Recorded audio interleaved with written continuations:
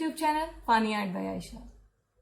I know कि आप लोग काफ़ी मुझसे नाराज़ हैं कि मैंने काफ़ी टाइम से वीडियोस अपलोड नहीं की, तो आज उसकी रीज़न भी आपको बताती चलूँ।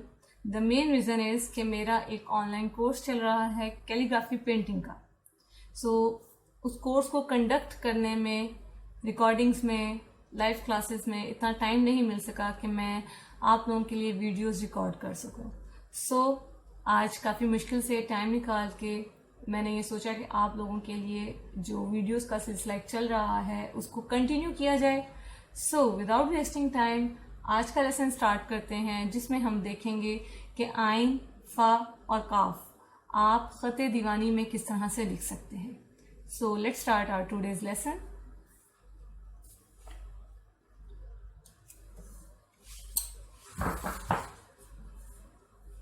ख़त दीवानी में आइन की बेसिक शेप आप नोट कीजिए, वो क्या है।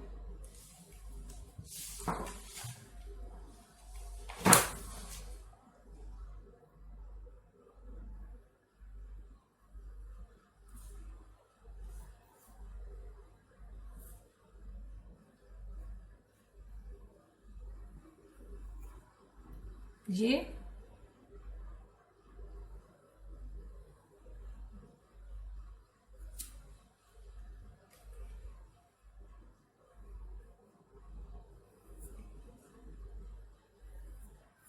और ये बेसिकली आइन में कितने स्ट्रोक्स हैं ये देखें। आइन के टोटल स्ट्रोक्स हैं 4। किस तरह से? पहला स्ट्रोक आप लेते हैं ऊपर की जानिब, ये, फिर आप दूसरा स्ट्रोक लेते हैं ये, फिर आप तीसरा स्ट्रोक लेते हैं यहां से यहां तक, और फिर आप ये चौथा स्ट्रोक लेते हैं। डबल पेंसिल से किस तरह से लिखा जाएगा वो भी आपको बताते हैं। दूसरी शेप में भी 4 स्ट्रोक्स होंगे आइन के। Number 1, number 2 and this is the number 3. So basically these are the ways how can you write ain using खत दीवानी। डबल पेंसिल की अगर हम बात करें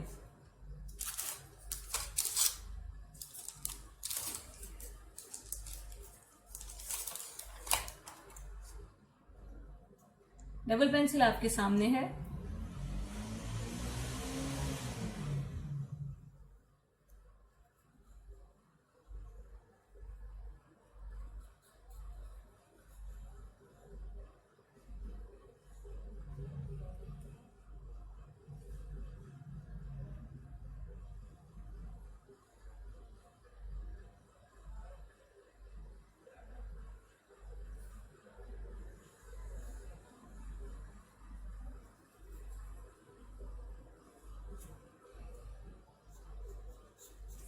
जहां कहीं आपसे डबल पेंसिल को यूज करते हुए मिस हो जाए तो आप उसे सिंगल पेंसिल की मदद से ठीक कर सकते हैं।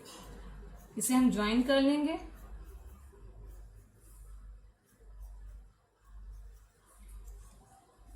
और दूसरी जानिब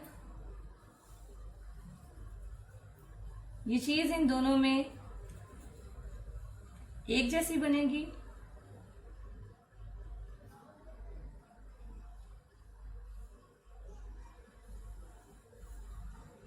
यहां तक, और फिर आप इसको यहां से बारीक करते हुए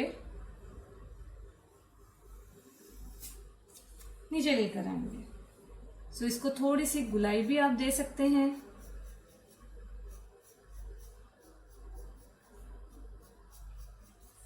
इस तरह से। ये है आइन, जो लिखने में इंतहाई आसान है। खत दीवानी का जो मैं रिकमेंड करती हूँ उसकी बेसिक रीज़न ये है कि इसमें आपके पास चॉइस होती है। आप कम से कम हर एक लेटर को कम से कम 2 तरह से लिख सकते हैं। जैसे आइन की बात की, आइन इसी तरह से लिखेंगे, गाइन लिखेंगे तो आप यहाँ इसका नुक्ता ऐड कर दें तो ये अगाइन बन जाएगा। अब स्ट्रोक्स देखें, यानी ये स्ट्रोक यहां से चल रहा है, नंबर 1, फिर ये वाला स्ट्रोक, ये नंबर 2, फिर ये नंबर 3 और फिर ये नंबर 4। इसी तरह इस शेप में आप देखें, नंबर 1, नंबर 2, नंबर 3 यहां तक, और फिर आगे आप ले जाएं नंबर 4। सो बेसिकली इस तरह से आइन आप 2 तरह से लिख सकते हैं खते दीवानी में। अब हम बात करते हैं कि आप फा को किस किस तरह से लिख सकते हैं। तो फा की जो बेसिक शेप है वो देखिए,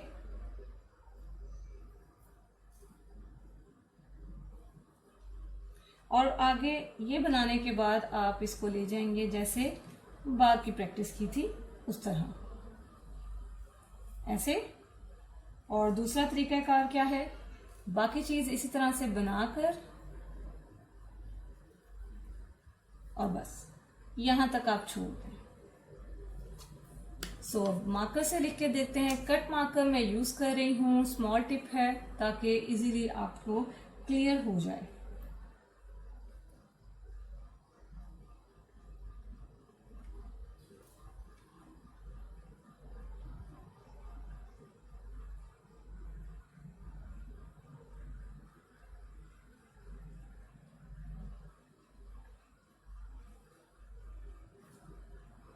फा, दूसरा फा देखें। फा में जो गोल दायरा है इसको भरा जाता है, इसको आपने खाली नहीं छोड़ना।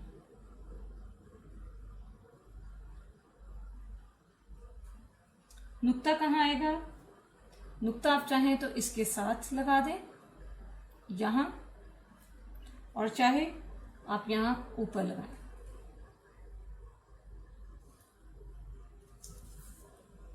अब देखते हैं कि डबल पेंसिल से लिखते हुए फा आप किस तरह बना सकते हैं।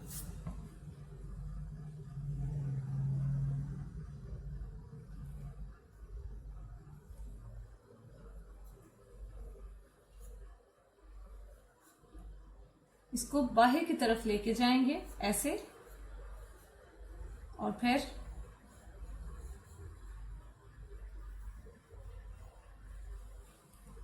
ये ऊपर की तरफ घुमा देंगे।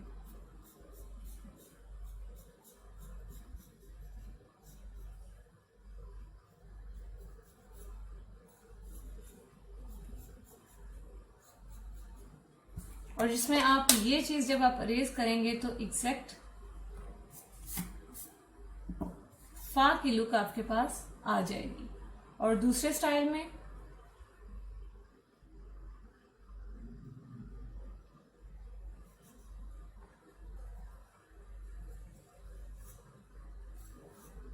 दोनों में ये चीज आप बाहर की तरफ घुमाएंगे, और घुमाने के बाद आप इसे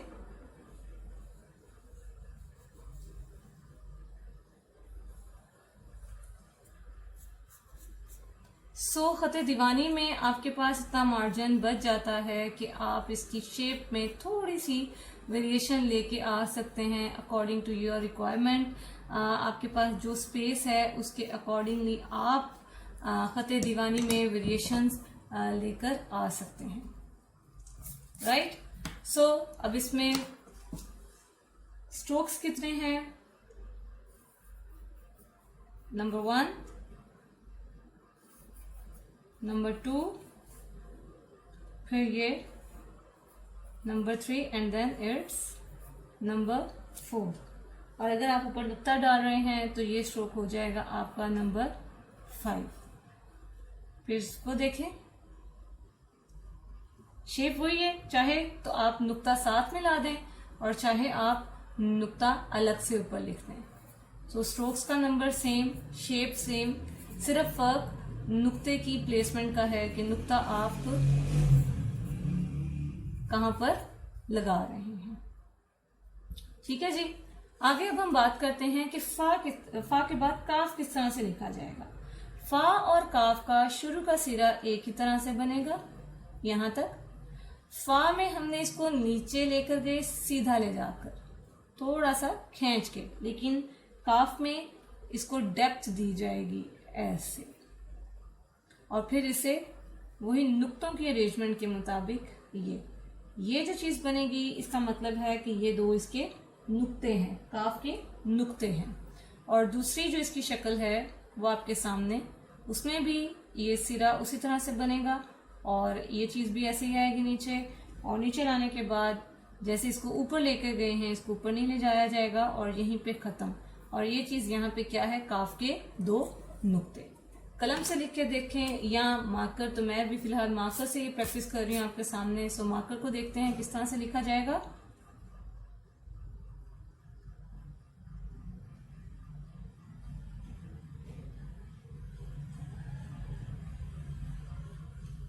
अब यहां से इसको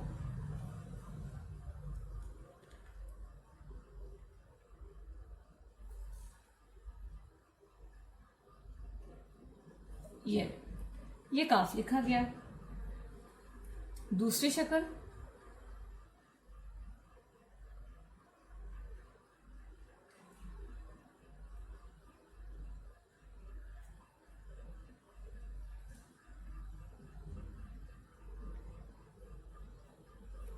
ये नहीं जी, ये काफ मुकम्मल हो गया। अब डबल पेंसिल से देखें कि काफ किस तरह से आप लिख सकते हैं।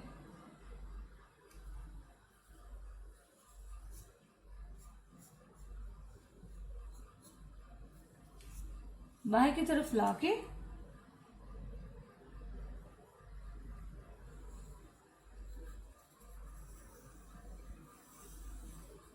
यहां पे खत्म, और दूसरा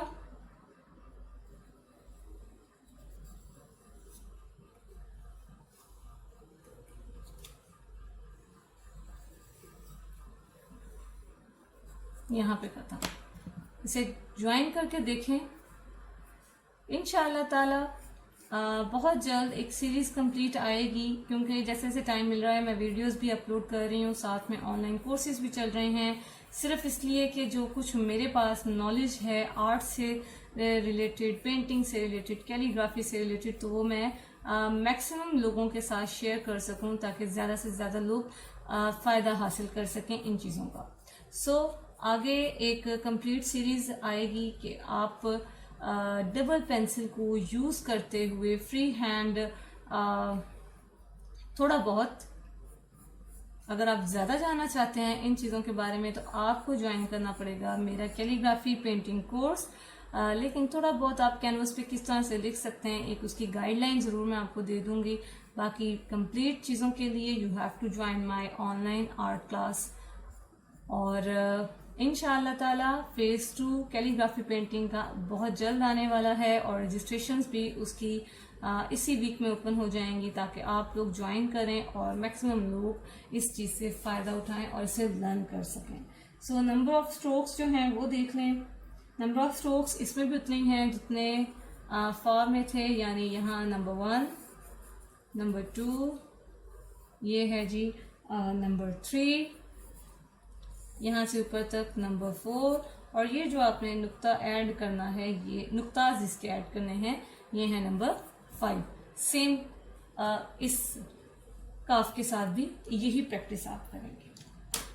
सो मेरे ख्याल से आज के लिए इतना काफ़ी है। आज आपने 3 लेटर्स देखे, आइन गाइन कैसे लिखेंगे, फा कैसे लिखेंगे, और काफ आप किस तरह से लिख सकते हैं। नेक्स्ट वीडियो में हम बात करेंगे काफ, लाम, इन 2 लेटर्स पे कि आप किस तरह से काफ, लाम को लिख सकते हैं। टिल देन टेक केयर, अल्लाह हाफिज।